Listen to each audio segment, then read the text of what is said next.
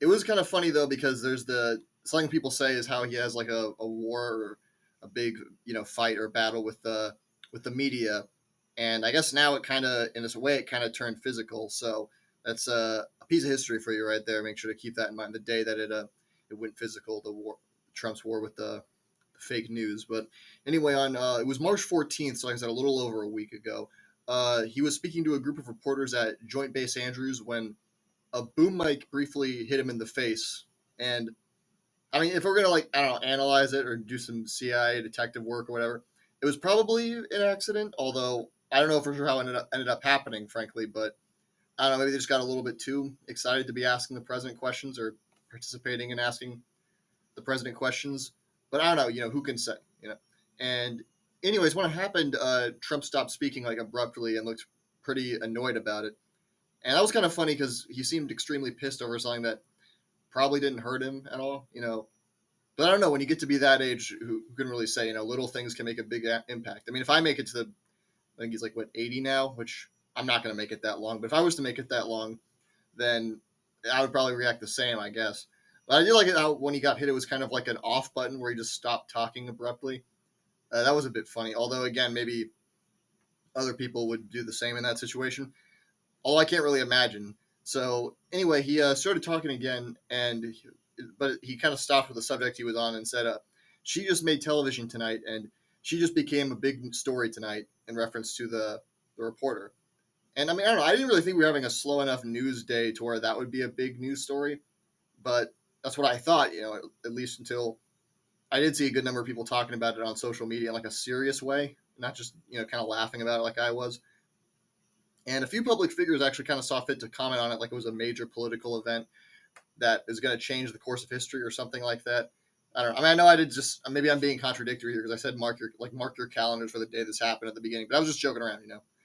And one of the major public figures who talked about this was Lauren Boebert, the congresswoman, who said on Twitter, "quote A blow like that would have laid Biden out."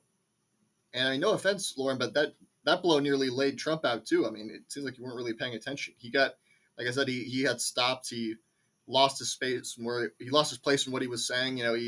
He was fighting for his life, man.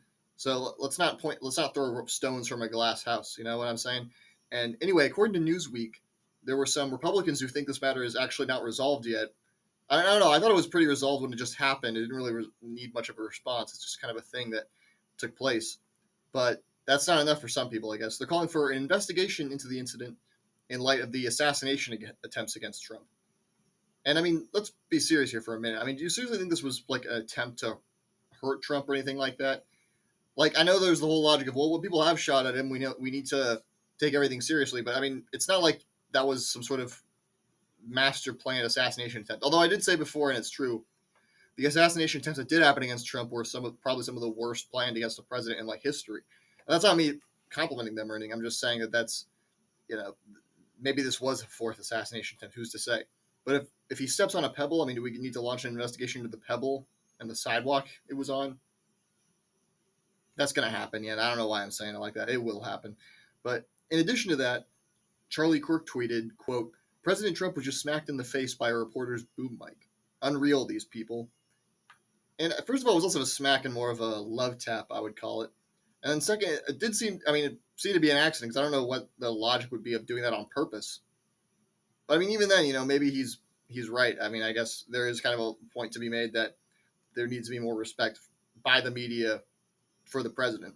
So I guess to put it this way, maybe the press should have the same amount of respect for Trump that like Charlie had for, I don't know, Biden, I guess. Would that be acceptable? Because he does count as the press, right? I don't know if that, maybe that's up for debate, but I feel like he does count as the press. So maybe we should look at what he's doing as an example here.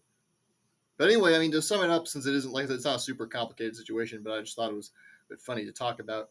It's possible whoever hit Trump with the mic is like to speak against them in the worst way. Like maybe they did do it on purpose.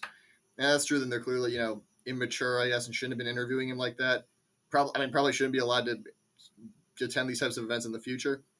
But I mean, it wasn't like a fatal blow. But I don't know. Again, when you get to be that age, the littlest things can take a lot out of you. So I don't know. Maybe maybe we do need to launch an investigation. Maybe we need to replace all the boom mics with a lighter type of mic to use, like one attached to a balloon or something. I don't know. Maybe that would fix it.